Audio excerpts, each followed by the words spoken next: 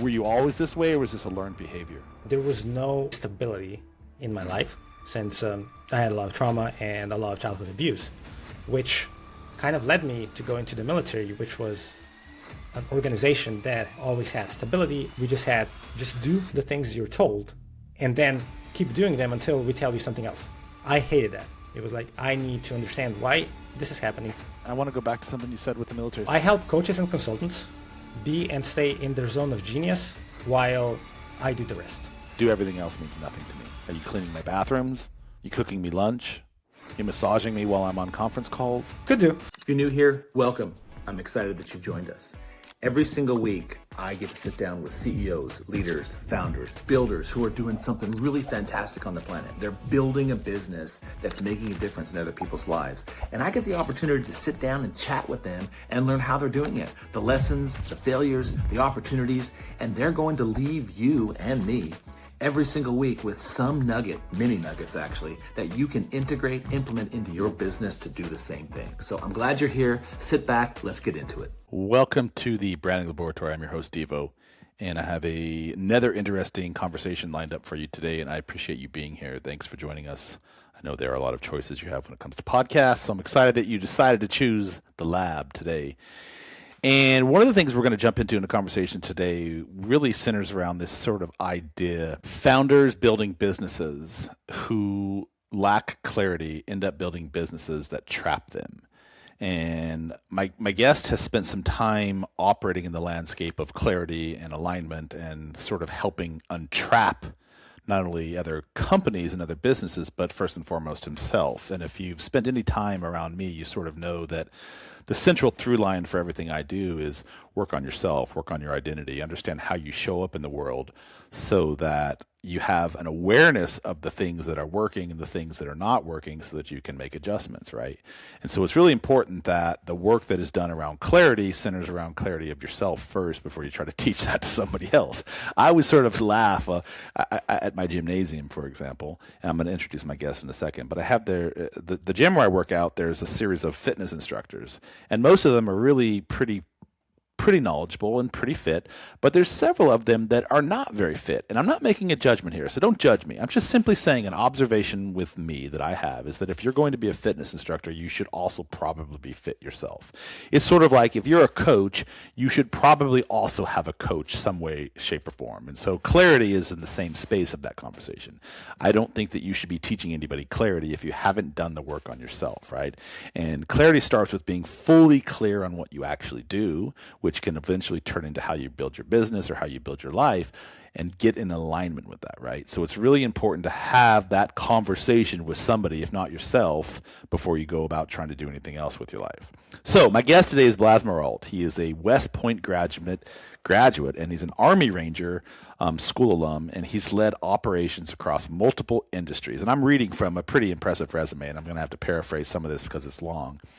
But he has experience running manufacturing teams of over 100 people. He has oversaw regional operations across 8 different countries with 9-figure P&L responsibility. Whoa, bro. He has increased production output by over 50%. He has scaled international operations, and he has helped companies grow from early stage revenue into multi-million-dollar businesses. And now, my guest Blaz, he's working as an operations strategist and a fractional COO, helping founders get out of the day-to-day chaos. We talked about that clarity, right? Removing bottlenecks, helping businesses scale without them being sort of the one holding everything together. So I met Blaz. We are in a mastermind group together. I've had a couple of conversations with this cat. He's a cool dude. He does not live in America, and forgive me, but I always forget the name of the country that you're in. Are you Slovakia? Slovenia. I was so close. You were close. Blaz, I'm glad you decided to come on the lab today. And we've had a couple of weeks in trying to make this happen, but finally we're here. I'm running late. We're on a new application today, Riverside. So any hiccups we have, I'm going to blame lack of preparation on my part for that. But it's been a hairy few weeks trying to get everything up to speed. We've changed the format of the show. I brought in a new producer. I brought in a new post-production team.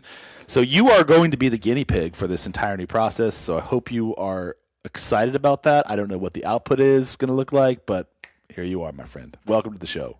Thank you. Thank you for having me. And that's where I like to be. In operations, we're always guinea pigs for every single idea that a COO, salesperson, marketing people always have, the operations is usually worth breaks, and you have to figure out what to do with this. So tell me a little bit about, I always like to start off with sort of like who you are. How did you get here? Where you live in Slovenia, but you were an Army Ranger. You went to West Point Academy in the States. Give me sort of like a 30,000 altitude check-in on how you got to where you are today. Yeah, so I was born and raised in Slovenia.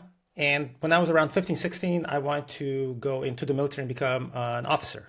So I was gearing to that area, and I was actually in basic training in Slovenia when I got the opportunity to apply to go to West Point as an international cadet.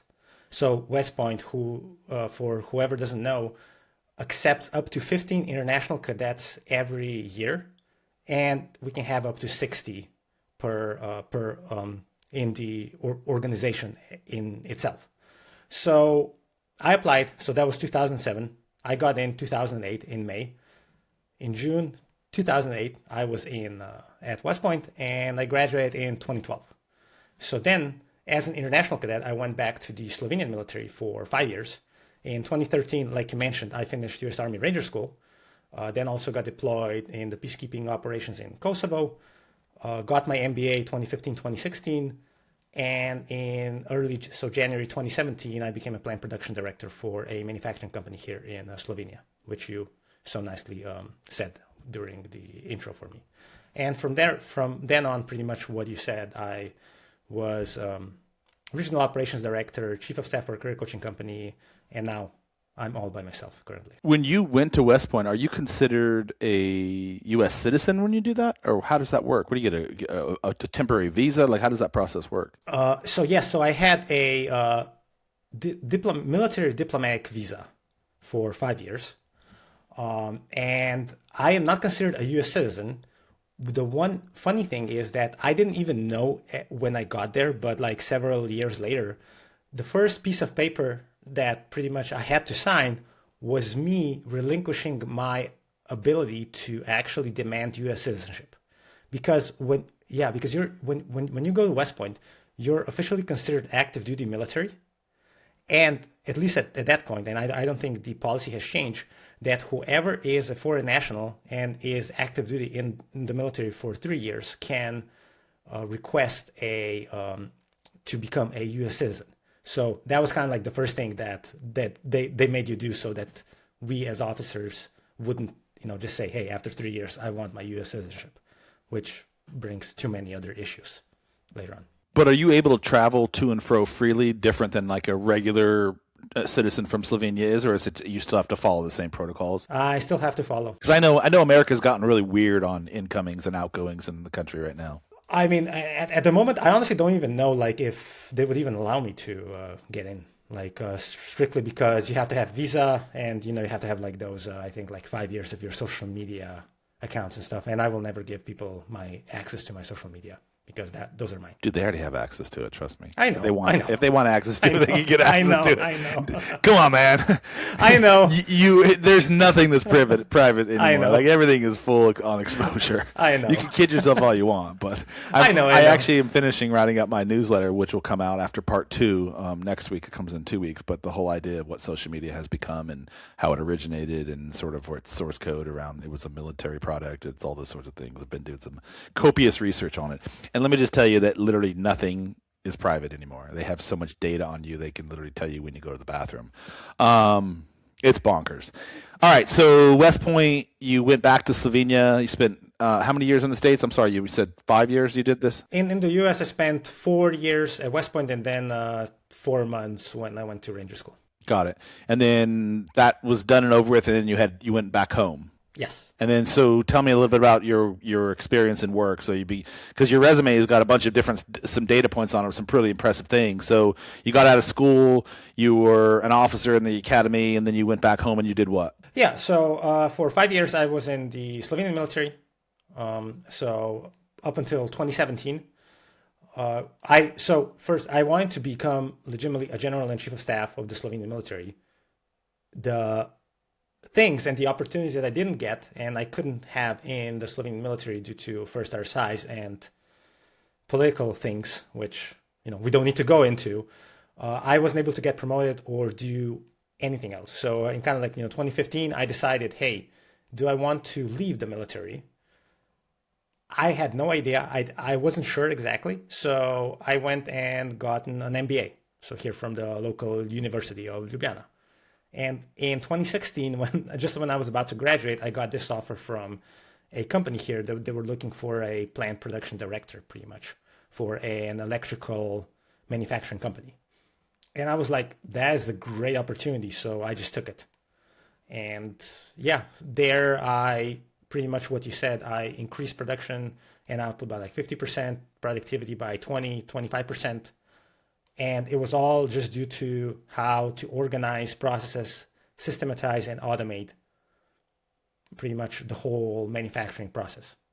And one of the projects that I started, but I didn't finish because I left before that, was that I identified how we could increase production by, I think, threefold with decreasing cost by, I think, it was some bonkers number that I honestly don't remember right now, but it was like at least 60% reduction of costs, especially human costs, because the machines that we were working at that point were still from the old Soviet Union, so they were getting really old, and contacted a person in Taiwan because that area of industry has a lot of NDAs, so you don't even know who the manufacturers of the equipment are. So I got in a little bit of a nefarious way the person's number, called him straight up to Taiwan, and was like, hey, we need your help. They flew in like 3 weeks later to Slovenia. We flew them back to Taiwan, and we managed to pretty much negotiate a deal that at that point was 11% of the whole yearly revenue of the company, so that they would modernize our whole manufacturing process. So yeah, that was kind of like the first part of my journey. So you spent the first part of your career in the corporation doing work in manufacturing and sort of systems optimization. Yes, not just the first part. It was only I think 18 months. Then I left. All right, so just high level. So you went from operations, efficiency, manufacturing, yeah, and then you've held a series of other jobs sort of in the same space. Just give me the quick industries so I sort of understand. It was IT consulting afterwards. IT consulting for a couple of years. Then I became head of country operations for a food delivery company. What is it? Head of what? Country operations. So head of operations, okay. Yeah, for a food delivery company. And then 6 months later, I became the regional operations director for 8 countries, what you just mentioned. At that point, I switched a little bit and I became chief of staff for a career coaching company where we grew from 6 to 7 figures. And that was my last full-time job. And now I am alone and doing the operations work. You're not alone. You got a lot of people around you. That's true. So manufacturing, IT, operations, career coaching, and now into the entrepreneurial world. And at the end of the day, tell me a little bit about your entrepreneurial gig. What is it you're specifically focusing on? I know there's a lot of different areas that you're handling, but you're working in a fractional capacity. But specifically, what is it you're solving? What problems are you doing? Yeah. So the one sentence punchline that I have is I help coaches and consultants be and stay in their zone of genius while I do the rest. Wait, slow down. That was too fast. So who tell me what you do again? So I help coaches and consultants be and stay in their zone of genius while I do the rest. Okay. That's something that's sort of like your 30-second pitch, but tell me literally what you do. Like, what problem do you solve for your clients? Like, who do you work with? Like, what is it you're specifically doing? So you're a coach. I'm not a coach. I hate that term. I know. I've read your article about that one. So you are offering a wingman strategist. Wingman strategist. Okay, let me rephrase. You are offering your expertise. There you go. And you want to work and do as much of that as possible, right? So you don't want to do the admin stuff. You don't want to get extra clients, so as in the funnels. And then you don't want to take care of I call it back-end operations, so your CRM system, where your clients are in the process. And you just want to offer your expertise, your services, and be in that zone of genius, which is why you've created your company, and then pretty much every other service provider theirs. So I do pretty much all of the rest. What do you need? So you're doing what you spent the first half of your corporation career, which is manufacturing, your technology, operations, efficiency, streamlining, and you're working in a fractional capacity for entrepreneurs and small businesses, specifically coaches or people who are in that realm, and you're helping them streamline their operations and their systems and sort of handling that for them. Exactly. Brilliant. And I mean, there's a huge need for this because one of the things that I've noticed, especially with small business owners, especially with creatives and coaches, is they really don't have the time and energy, and a lot of times they don't have the knowledge on how to do that sort of stuff. So you've definitely found you found a gap in the market, and you have definitely filled sort of a niche in that space. And you work primarily with European companies. You're American. You're all over the world. Like, who do you primarily work with? I primarily work with US. Like right now, all of my clients are US based. Why is that? It's for me, it's easier to talk with US based personnel since my formative years at West Point and stuff. Like I've been there, and it's just a little bit more business savvy. Our people, and they are willing to put themselves out there and actually pay somebody to do the work for them. In Europe, we tend to usually do it by ourselves, and we try to do everything by ourselves. In the US, it's a little bit different. Are you pretty clear on the positioning of your brand and your business and what it is you're trying to do, or are you sort of in a process of also trying to refine that? Well, I'm always trying to refine that, right? What I just told you, like my 30-second pitch, was legitimately the thing that I was working on and I created this week. And then I will see how that works, or if, the prospective clients that I pitch that to them, or even in networking calls, how they respond, if they respond to it, and then switch it based on the feedback I also get. All right, so tell me what you were reading from your screen earlier again. Let me hear it. Yeah. So I help coaches and consultants be in and stay in their zone of genius while I do the rest. Let me ask you what I ask my daughters. Would you like a hug, a heart, or a hand right now? Oh, whatever you think is most appropriate. Well, I can't give you a hug. I could give you some sympathy. Do you want some feedback on that last line? Yeah, absolutely. I need to hear what problem you're solving for me. Yeah. Do everything else means nothing to me. Are you cleaning my bathrooms? You cooking me lunch? Yeah. You massaging me while I'm on conference calls? Could do. But you understand where I'm going? Yeah, I know. So I would figure out that last line. What problem are you solving for me? You asked for feedback. I gave it to you. In terms of positioning, I want to talk about that for a minute. Yeah. You're in the middle of sort of refining your own positioning right now, right? What do you think has been harder than you expected around actually going through an exercise like that? It's actually being completely clear of what I want. The thing that we were talking about at the beginning. What is clarity for me? What do I even want to be doing? There's something that I really wish I was doing, and there is the thing that I'm really good at, and that I'm clear, like you just told me, what is I do the rest. That has been always like the hardest part for me to do and to be comfortable with myself, as in what I'm providing a person. Because I legitimately can tell you, you ask me, Blaz, what can you do for me? Deevo, whatever you like. I am good at operations in the back end. I can fix your funnels. I can make sure your CRM is working well. I can automate everything, systematize process, even lead your whole team while you just focus on your clients, right? And I just tell you, hey, Deevo, you have a meeting in 30 minutes. You have a meeting in an hour. This is what you need to do. This is what you need to prepare. I can do all of that. So kind of like that has been the biggest issue. Like what specifically would I want, what would I want to provide to the clients, because I can do all of those, what I just told you. Yeah, but that's not actually your core zone of genius, is it? At the end of the day, what is your core zone of genius? Streamlining and operationally making things more efficient. Exactly. That's systematizing things, creating SOPs, having protocols in place, establishing baseline foundational work for the business so that the business can grow and scale at the end of the day, right? Exactly. So continuing with, if you want some feedback, I would center some work around the positioning of that, looking at, and you can even ask some of the past clients that you've worked with, you certainly know what this is. If you were to take a look at all the work you've done for the last 10 clients that you've done, I would imagine there's a central thesis that you solved for them that can then become like the language you use around how you position yourself, right? So instead of saying I do all things, I'm a fractional COO for small business brands, small business coaches, whatever your avatar is, that helps them streamline their operational efficiency so they can grow and scale and make more money. Like at the end of the day, that's all we give a fuck about, right? Yeah, exactly. So, all right. So how did you get to this point? Manufacturing, operations. I'm imagining that you're a relatively well-organized individual. Systems, processes, things of those nature generally fall in line with that type of character. Were you always this way, or was this a learned behavior?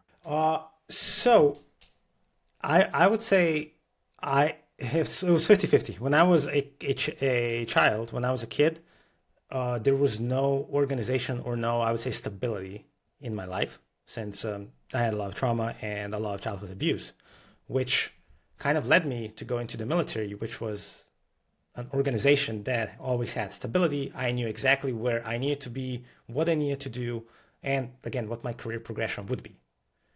So at those points, I started really to become extremely organized. One thing that I figured out was that first, my brain works a little bit differently, or quite differently than what others in my positions had. Like I was able to connect the dots way faster, how to systematize and just optimize stuff. Because the one thing that I hated the most was in the military, we had a couple of sayings. The one was hurry up and wait, where you had a burst of, like an hour or 2 hours of like high intensity, high energy things. And then you waited for like 6-7 hours with nothing to do. And then also we just do the things you're told and then keep doing them until we tell you something else.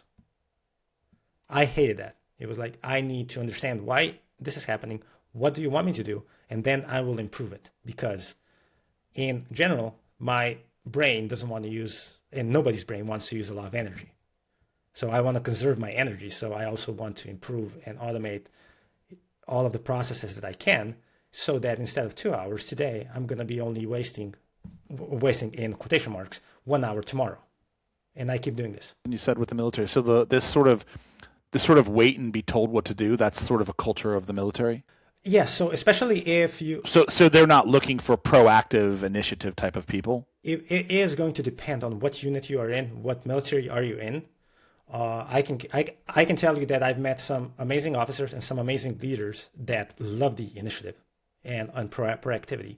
But I've met a lot more people that don't like that, because we've done it always like this. This is the process. Don't overcomplicate things. Don't try to do things differently because they've worked as they've worked before. I would have never survived in the military. I know. I've gotten in trouble for that thing my entire life. Yeah. Interesting.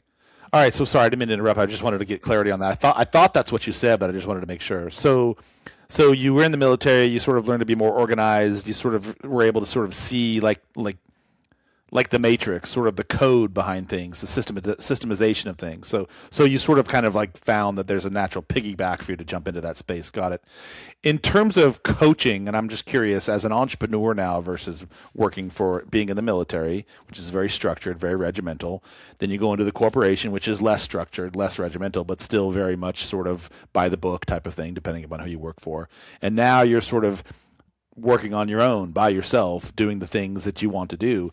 I'm curious, where do you see the crossovers that you brought from the corporation and from the military into the entrepreneurial life, and where do you see some of the impediments that you've had to overcome to be a better entrepreneur? Because from my lens, I look at that, while structure is great, you still have to be very flexible. You still have to be very nimble. You have to be willing to take cuts and bruises on a regular basis. There isn't somebody that's going to fill in for you. It's not a team organization per se. It's like you, especially when you're starting out, you're responsible for everything.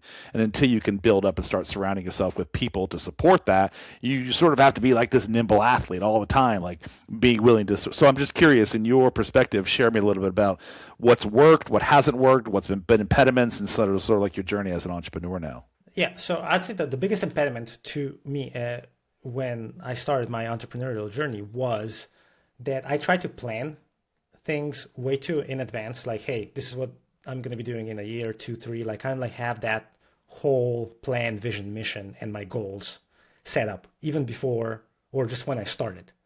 Which, when you start, legitimately, you almost don't know what's going to happen in like the next 3 months. Like you may just pivot completely and do something else because you found a niche, or I found a specific niche. And that one kind of like, I'm not going to say wasted. I learned a lot from it, but it took me, at least a couple of months before I said like, hey, I don't need to have a detailed plan. I don't need to have, all of the goals. Hey, I'm going to be making Q1 this, Q2 this, year 1, year 2, year 3. But I can only say this is kind of like my vision, what I would like to achieve, and then let's go in it and test it. What's going to happen? How do people react to what I'm saying? Give me feedback, like you're pretty much doing it now, right? And then redo and go over and over and over again, kind of recycle every single thing, right? That was the biggest impediment. One of the good things about what corporate did bring was also a little bit of a structure, so that I'm not, all over there just like trying to go and chase the shiny object syndrome all the time. It's like, no, like I have the goal, I know what I want or the vision. Let's go and try it out at least for 6 months, 9 months. Of course, switch it, but still don't just give up because in a month or two I didn't achieve what I wanted to achieve. I didn't get like 5 clients, 10 clients, or whatever. And the thing that kind of like coalesced with both of these is one of the things that I know I'm really good at is when I have a problem or an issue, even in corporate and when I was working with startups, is that I can look the problems through a different lens. So through several different viewpoints, and then see what would the best solution be, right? And I can advocate for or against. This was actually one of the things that West Point taught me really well, is here's a task that you have. What is your solution to it? And then I still remember one of my best professors I had he was like, okay, so you think this is the solution. You come prepared with arguments. Okay, now I'm going to give you 10 minutes and now you're going to be arguing the opposite side. Go and make that happen. Kind of like looking through the whole lens of this and then finding a solution without any preconceived, or at least with minimal preconceived notions on what is right, what is wrong, or what is the correct answer. So being able to sort of visualize different scenarios and different outcomes and being able to anticipate, that's a really good skill set to have. I want to go back to something, if you don't mind. What's that fine line between, because you said, as an entrepreneur, you don't feel so locked into sort of adhering to a 5-year plan or a structured plan. I would argue that you still need some sort of a plan and a structure with your business to build it. But I do agree with you to some extent. There are some soft things that sort of need to have more flexibility and nimbleness to them. What's that fine line between a vision and a strategy, a plan? Like what's that fine line between those two? So I'm going to say here, it will really depend if you are just starting a business or you've, you have a business, like you have like a couple of employees where the business is a little bit stabilized. Then you can have a bigger vision and a bigger strategy. So the difference there. Wait, do you see the two as being different, vision and strategy? A little bit, not as much, but vision, the way I define it, right, is what do I want to do with my life, with my overall life? What do I want to impact? What do I want to do? Let's say when I look at my life in like when I'm 70, 80 years old, that's kind of like my vision. And I always kind of like strive for myself to see what would my vision, what do I want to leave, this earth when I'm done with everything. That's kind of like, that's what I see my vision. The strategy, what I perceive it is, how can I get to that vision? I accept that. Can I share my interpretation of the two? I find vision to be a bit existential in the sense that it's sort of like similar to what you said. How do I want my life to actually unfold, and what are the things that I really want to step into? It's all based upon potential, right? But it's a vision of something that is forward-facing and future-facing, and I liken it to sort of the macro aspect of living, right? Strategy is literally building a blueprint that you're going to follow step by step, if you will, like a rubric, and it's more of a micro, and there's multiple strategies to multiple things, and there's multiple visions to multiple things, but it's sort of like, for me, it's the macro and the micro, and like one has a very structured rubric to it, and the other one is sort of like a fluid operating schedule, if you will. So what is that fine line between, as an entrepreneur now that you're stepping, how long have you been full-time as an entrepreneur? How many years?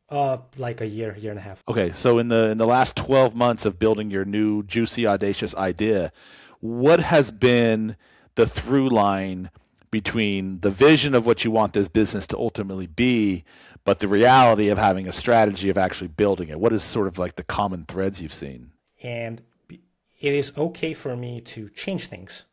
But then the most important part that I've seen, and this is like this, what I do now, right now, fractional COO and operations advisor, is my latest iteration that I've started 5 months ago.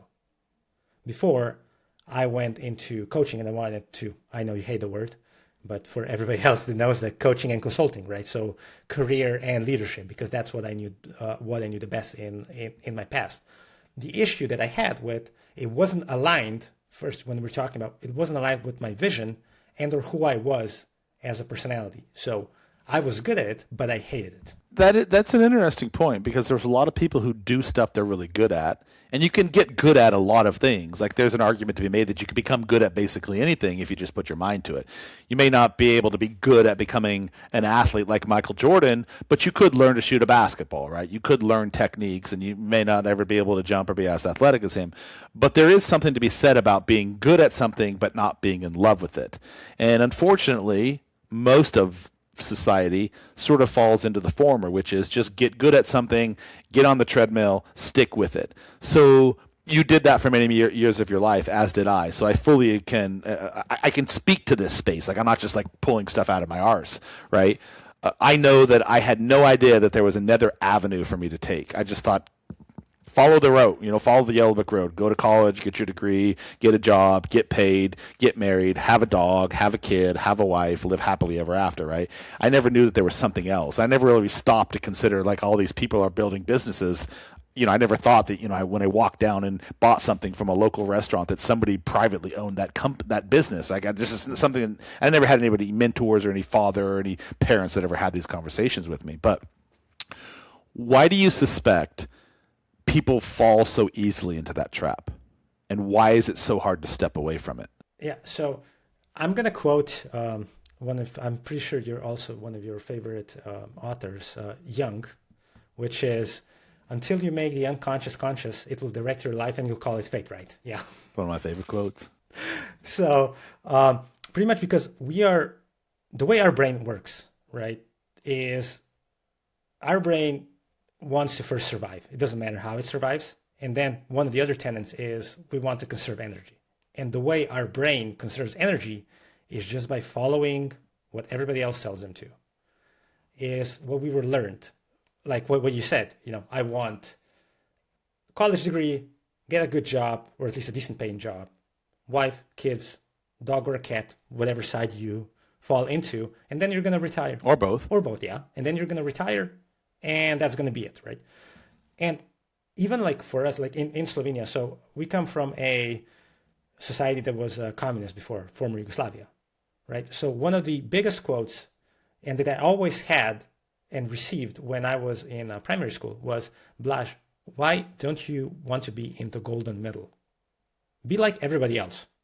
I hated that part, because they just want you to, hey, just do what we tell you to do. Just go with your life without thinking about this. And, we're going to take care of you with a pension and stuff like that, if we're ever going to get a pension. In Slovenia, I don't believe that we actually ever will get a pension. But that is it. And for us, it's so much easier to do, because we kind of like, we let go of the responsibility for ourselves. Because if everybody else is doing it, we're also going to be doing it. And as you know, right, our subconscious is way stronger than our conscious mind. So we just let it happen, because with the repetition, when they tell you this so often, so much, it just becomes natural to you. Like, in quotation marks, it is natural for us. And we're just going to do that because somebody else told me to. And when you start questioning that, it is hard. But then when you make the unconscious conscious, then you can actually start saying, hey, I can, like you said, I can create my own business. It's not that hard. It's challenging, of course, but I can do it. I have my expertise, what I'm good at, what I really enjoy doing. I can make that a career. It doesn't have to be, suffering. And one of the quotes in Slovenia we also have is like, life is suffering or work is suffering, something like that. I can't completely translate it, but it's like, you have to suffer for you to achieve something. And I completely reject that premise. You don't need to. I've been studying a lot about neuroplasticity, and I know you're familiar with this because I think we talked about this, and I talk about it all the time, but this idea that your brain gets trained based on experiences, and it creates a context around it, and it sort of becomes like your framing narrative for how you operate. And just as easily as you can get neuroplasticity, you can undo neuroplasticity, right? And so it's interesting to me, this idea that I was having this conversation with someone the other day at the gym in the sauna, and he's been working for a bank now. He's going on his 35th year, 36th year. And I asked him if he loved what he did, and he said, I absolutely hate it. And so I was like, well, why do you do it? And he's like, what am I going to do? He's like, I'm 52 years old. I've been doing this my entire life. And I was like, what are some of the things you've always wanted to do that you've thought about? And he's like, I don't know. I never really thought about doing anything else. I'm like, sure you have, man. There's no way you're going to tell me in 52 years you haven't looked back at some point and sat on the porch and been, you know what, I wish I had really pursued that airplane pilot concept that I wanted, or that I had wanted to be a landscape designer. And he's like, now that you come to think of it, I always did want to do. And he sort of started rattling on, and you could see his body language literally shifting from like sullen and sulking to like getting really excited.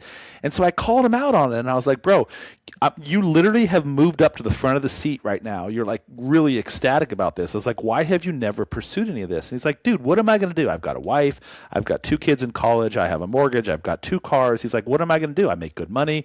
He's like, I'm just going to eke it out for the rest of my life this way and then retire.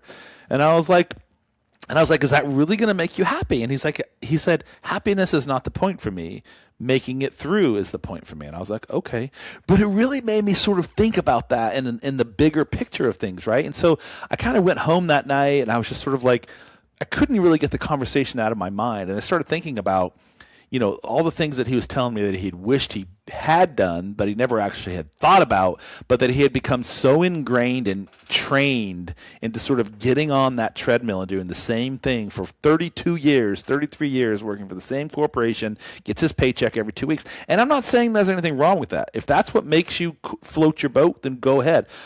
That hasn't been my pathway, but I'm always fascinated by the decisions that people make moving from one session of their life or one season of their life to the next. And I want to talk about you for a minute. When you had spent a third of your life working for somebody else, military, operations, manufacturing, all the things that you were doing in the corporation, what was that one distilling moment that you were like, fuck this is not what I want to do? What was that? When I got burnt out and I was on sick leave for 6 months, and that was in 2023. And what was it about it? Like, what was the thought process? You just said, I'm like, what? Like, tell me, walk me through that. Yeah. So at that point, I was the regional ops director, right? Like, I was flying high, and I was already talking about getting promoted to a role even higher than that, right?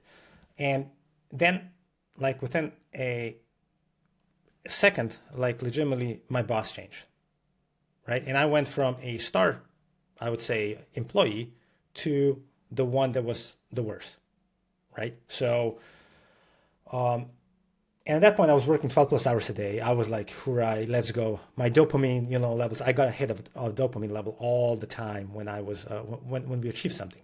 Well, then the new boss came in, and he put the whole team, not just me, on a performance improvement plan. Because his theory was, if everybody's in a performance improvement plan, you're going to work harder. You're going to be under more stress, which means your output is going to be greater, which is a whole bunch of BS, right? So 80% of us quit. I did and for me, that was an existential crisis, legitimately, is what am I doing? Why is this happening to me? Like, all of my, performance, KPIs, everything else, like the team is amazing. And why am I even working for somebody else or like for an organization that I've, especially in that region, I've built up where we're having success. And then one person can change it and can make my life so miserable that legitimately I burned out. My brain, like the way it was, the last day I was still working, I was working for 9 hours. And the amount of work that I was able to do in those 9 hours were equivalent as the amount of work I was able to do in 30 minutes when I wasn't burned out or when I didn't have that boss. I think I got almost got into 2 car crashes like that morning because my brain was not there.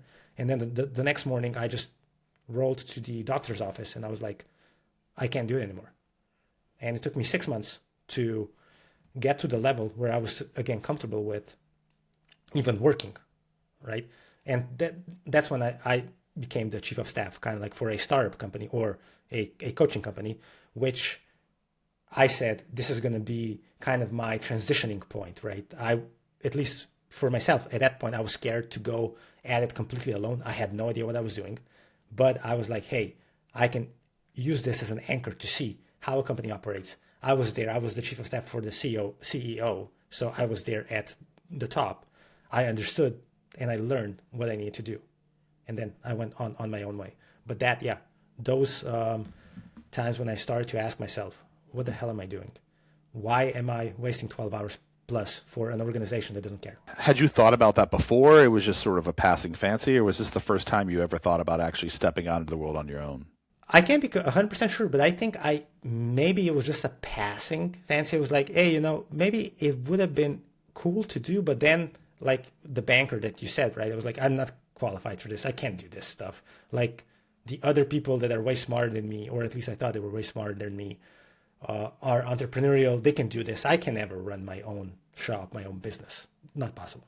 In terms of leapfrogging into this new space, you sort of cut it cold turkey and just jumped into it, or was it a slow transition? So the transition for me began when I became a chief of staff for a career coaching company. At that point, I already knew I was going to go on my own. And I also told the CEO of the company, look, eventually I want to become a coach.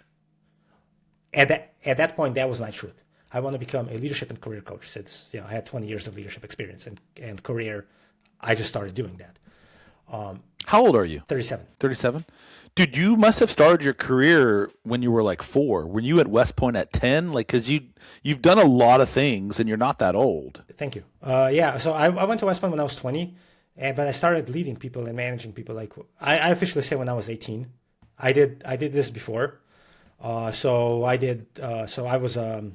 played soccer when I was in when I was in Slovenia, and I was on the Slovenia national soccer team between ages of 14 and 18. And at that point, I also needed to, still lead and manage. Amazing. Other people, yeah. So, but I usually never talk kind of about that because for me, it's not that relevant. Is it? Thank you. Well, it definitely is. There's a lot of things you've learned from playing sports. Oh yeah, absolutely. I beg to differ. True. Camaraderie, teamwork, discipline, effort, sportsmanship, compatibility, honor, respect. Yeah. I highly recommend that anybody that wants to be an entrepreneur, this would be a cool case study. I would like to see the number of successful entrepreneurs compared to their athletic participation. I would venture to hypothesize that an athlete who performed at a high level is also equally as adept at being a high-performing entrepreneur. Like instinctively, I would say yes. I think there's a lot of cross-pollination in those two fields. I'm an athlete. That's why I have mad respect for sports and what it's taught me. I've done individual sports and team sports, and so I know the lessons I've learned. Speaking of lessons learned, I love to sort of look at my life in these frames, if you will, right? And indispensable journeys and experiences that have shaped who I am today, right? And I don't believe in this idea of regrets because I believe that every experience we had, and while it sounds cliche, I believe that every experience that we have, the subtleties and the nuances, are what create the man that I have become, the business that I'm building, the people that I'm surrounding myself with, all of the lessons and the failures, and I've had many failures. When you look at your life in composites, in structures, in silos, if you will, can you sort of look at specific moments where there were massive failures or massive experiences that really sort of served as catalysts for the man that you are today, the business that you're building today? Yes. So if we're talking specifically about my business, that was the year. Just you in general, as Blaz Marolt, the man that you are, the CEO, the entrepreneur of your life, the entrepreneur of your business. What were some of the outstanding failures and experiences that you have that have really shaped the trajectory that you went on? So that was specifically the year 2024. So 2023, 2024, moving into 2025, where I knew... It's not that long ago. No, it's not. It's not. Specifically, when we're looking at the entrepreneurial world, the way I look at myself and the world around me, my vision and view has changed like dramatically. So what was the moment that made that shift? Was it something we already talked about? The sickness, the illness? The illness a little bit, but not that much. So I, started going to therapy. We talked about this before. And at that point, the culmination of who I believed I was at that point, what I wanted to do, and people around me who I thought I could trust and who I thought had the best intention in me, for me and for my entrepreneurial success. Hey, become a coach, become a leadership and career coach. That's going to be the best thing for you. You need to do A, B, C, and D to become madly successful, to have hundreds of thousands of dollars and stuff like that, right? Pretty much failed me, or in this case, I allowed them for me to fail. And I failed miserably, like my first entrepreneurial journey. We all have. Yeah. And for me, the one thing that really hit me hard was that, because I had a lot of traumatic experiences as a child. And one of the things was that you can never fail. If you fail, you're going to get punished. And that hit me really hard, especially because my subconscious body, my defensive mechanisms, when I saw that I was starting to fail in my coaching entrepreneurship, like I kept at it. I tried to push all of my energy, all of my effort into it, even though I knew it wasn't the right fit for me, or it wasn't the right path for me. So, and in 2025, which was the year that I say with one sentence, who am I kind of like retreated inside myself. And I legitimately, the only two people that I regularly talked to were my girlfriend and my therapist.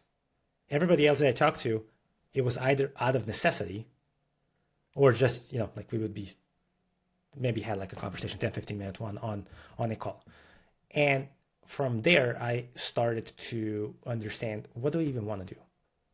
Why do I not want to be a coach? Why do I not want to be a consultant? Because everybody else around me was telling me you would make a great coach and a consultant. And I have experiences and actual proof to show that I would be good. But it was something that deep inside me, I didn't want to do yet, right? And kind of like end of 2025, so September, October, November, December was when I was like, what do I want to do? What would I be first good at? That, of course, it would be profitable for a business, and that I can see myself, doing 10, 15, 20 years. And I came to this being a fractional COO, so operations strategist, because the one thing that I saw was missing in me was, when you're a coach or consultant, you usually give advice, or at least that's what I thought at that point, right? You don't build anything for the company. I actually want to build something. I want to be part of a company that is succeeding, not only in an advisory role, but actually in a proactive, active role that is building. And when I figured that one out, like, I can tell you like how amazing like I felt, because my body, heart, and gut, so my soul, like they were completely aligned. And that was the first time in, I think, my whole life that the whole alignment came into place. And I was like, yep, that's what I want to do. Would you say that you feel fully alive now doing what you're doing? Oh, yeah. So antithetically to that, you were maybe sleepwalking through things? That I never thought about it like this, but yes, absolutely. Who is Blaz? Blaz is a person who enjoys life, and I work to live. That is the best thing that I can tell you right now, because that is evolving even now. But my goal and my vision is, first, I want to take care of myself, which I never had in the past 36 years, 35 years. And then I also want to leave impact on others, specifically early entrepreneurs who have an amazing ideas, but usually don't know how to produce them and how to how to stand up their own businesses and companies and make the world better. Maybe corny, the last one, but that is the best one that I can give you at the moment. In terms of the legacy, in terms of the impact that you speak of, if you had to leave the planet today, and before leaving you had to relinquish your true gift to us, what is that true gift? My true gift at the moment would be that I'm openly talking about my mental health journey, my what was happening to me in the past. And even though I was really successful in my career, I was still struggling. And I want everybody to know that there's plenty of us that are out there that usually we're afraid to speak it because we think we're alone. And that, if I would want to leave anything, is that the person is not alone who has mental health struggles, depression, or whatever it is manifesting in that person, that there are plenty of us there, and hang on tight, because you're not alone, and there is a light at the end of the tunnel. So your gift is enabling us to express ourselves through our vulnerability, and not being afraid to share that there are things that could be going wrong, and to seek help, to seek people, and that we're not alone. You will find your tribe. Yeah. How has that shifted for you, having this sort of, now that you're no longer sleeping and now you're sort of alive, as you said? How has your community around you shifted? I legitimately, in the past 6 months, like, my whole community is different. Like, I have nobody that I was talking to even a year ago that I'm communicating regularly now. I have been proactively looking for other people that are going to support me and that I can also support, and that are not causing me any harm, any trauma, stress, even unintentionally, but they still are. And one thing I can tell you is that for a couple of them, they've been really hard to let go. So the friendships, but those friendships have run its course. I'm a completely different person now, and I want to, progress towards people that I can connect with way more, and not just because of nostalgia, to be in touch with others that we're just not aligned. It's really important. I think a lot of people feel obligated to maintain their circles, even if that includes family. I think people feel obligated that if they're your blood, that you have a moral responsibility to sort of maintain the integrity of that relationship. I don't agree with that. I don't agree with that at all. I think that this is your life. We're all individuals that are living out our own existential purpose, and if somebody that is in your life is adding harm or doing you a disservice or causing you to compromise whatever it is, the sanctity of your being, I don't think you have an obligation to keep them in your life. That doesn't mean you have to be an asshole, but I think there's a kind way to sort of like recuse yourself from the situation and just make no apologies for it. It's interesting. And I held that belief for a long time that, these are my family. I'm one of 12. I have 11 siblings. And not that I have any particular issues with any of my siblings, but there are some that fill me up and there are some that drain me. And no offense to you drainers, we're just different energy vortexes. We're operating on different principles, and it's no different than a relationship or romantic or otherwise. Why would you want people in your circle that are causing you harm or doing you injustices or whatever it is? So it's interesting. I posted something yesterday. It's like, why does it take age for us to sort of come to these realizations? And I know it's part of his experience and context and learn and all that sort of stuff, but it is kind of fascinating to sort of see how we have kind of like how we sort of shape our own trajectories by the experiences and the people we surround ourselves with. In terms of your, I know we're running out of time here, and I like to just kind of close with a couple of things. If I were to work with you as an entrepreneur and I'm sort of in your space, what would you do first and foremost for me? Like, what's that process look like to sort of become optimized and systematized and all those sort of things? The first thing we would be doing is we would be doing an audit. What do you do? How do you do it? So I would give you a questionnaire. We would hop on like a call like this, so that I also understand and know you, who you are as a person. Because one of the things that I really differentiates, or at least I now know that differentiates me, because that I will be making processes based on your personality, not just what would be the most optimal that I think, but based on who you are. So that when I'm done, you're also going to be using those processes in 6 months to 12 months.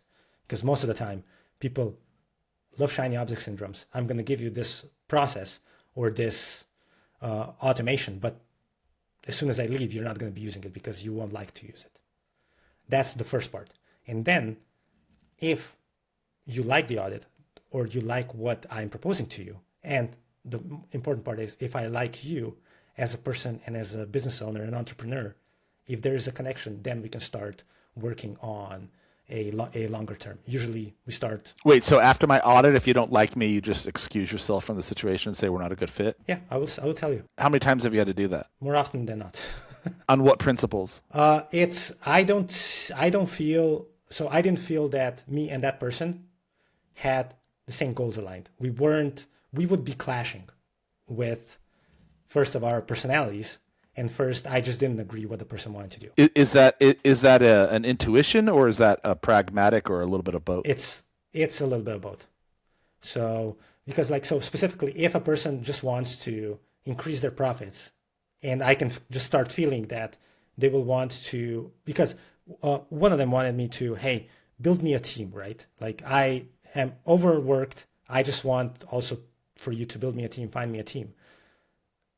I got a feeling that that person is going to be just using the people there just so that they can work, and he didn't want to build a team that is going to improve himself and everybody else around him. He wanted it just to use them as in a cheap labor force workforce, or whatever. And I was like, look, no, that's not a good fit for us, because I don't believe in you just using people for your own advantage for a year and then just firing them because you didn't need them, or you just needed them for that specific moment. Understood. Yeah, I wanted to build for a long time. Yeah. Understood. So who is your ideal client? My ideal client at the moment is, I know you had the word, a coach or a consultant. If you're offering your services, your expertise, and you don't know how to do anything else, so you don't know how to do your funnels to get clients,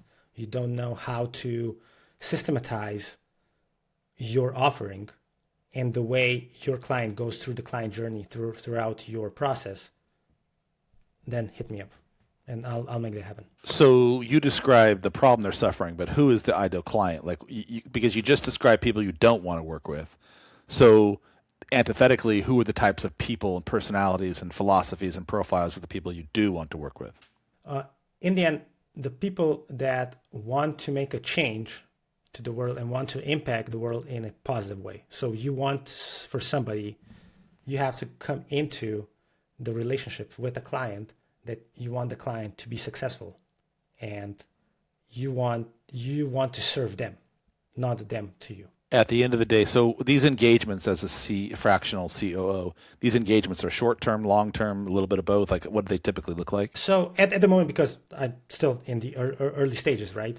So I have one that is project-based. Hey, we're doing things just for a few hours per month, and then they're also retainer-based. Hey, you just take care of all of my back-end clients, all of the fulfillment that I'm doing, and I'm just going to be consulting with the clients. Everything else, Blaz, you're going to be doing. And those are, of course, long-term, usually 6 months at least, or to a year at least. So it sounds a little bit of project management based? At the beginning, it usually is, until we kind of build a more working relationship. What is the thread I'm walking away after working with you for 6 months? The thread, can you just explain a little bit more?